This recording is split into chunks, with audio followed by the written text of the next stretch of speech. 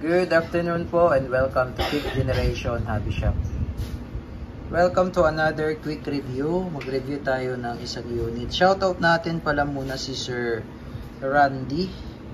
So this is the Double Bell MEU code number 728. And comes with the hard case. So automatic yan. Pag double bell, may kasama na yan hard case.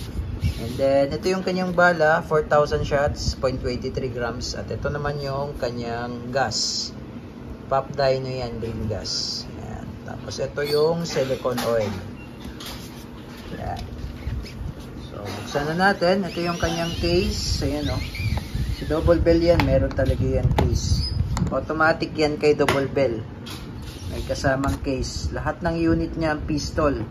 May kasamang case. Ayan. So, this is the 1911 MEU 728 full metal green gas powered airsoft pistol. Ayan.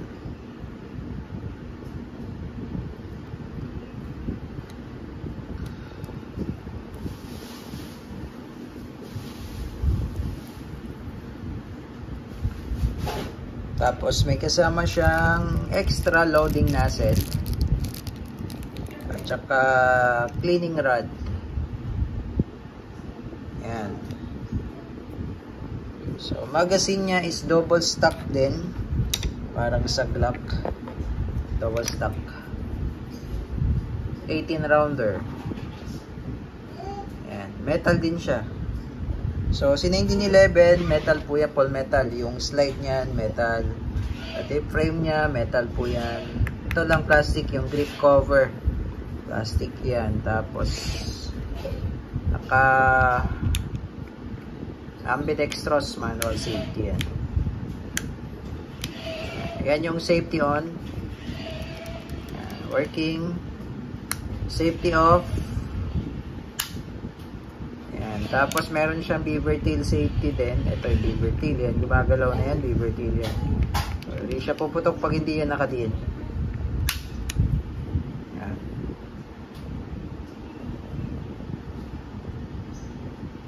Yung sight niya naka-fix sight, pati sa front naka-fix na rin yan. May serration siya sa rear, pati sa front. Okay. So, lagyan natin ng bala at gas para ma-chronograph testing natin kung ilang EPS.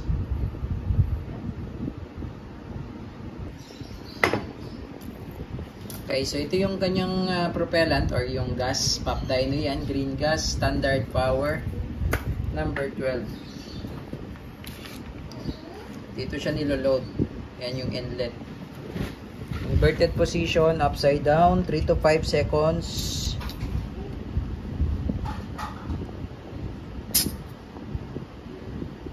Ayan.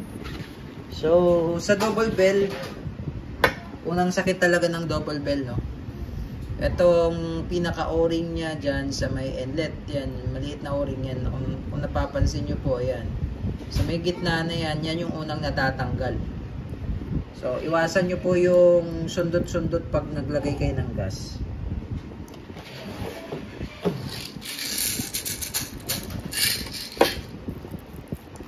So, meron din namang nabibiling o-ring yan.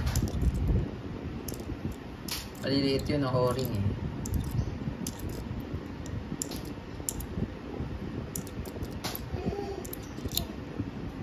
So, double stock siya.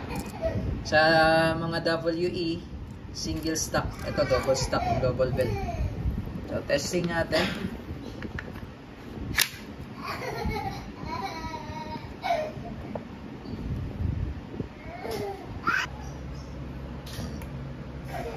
Okay. Chronograph testing. Firing. 322.4, 340.4, 338.8.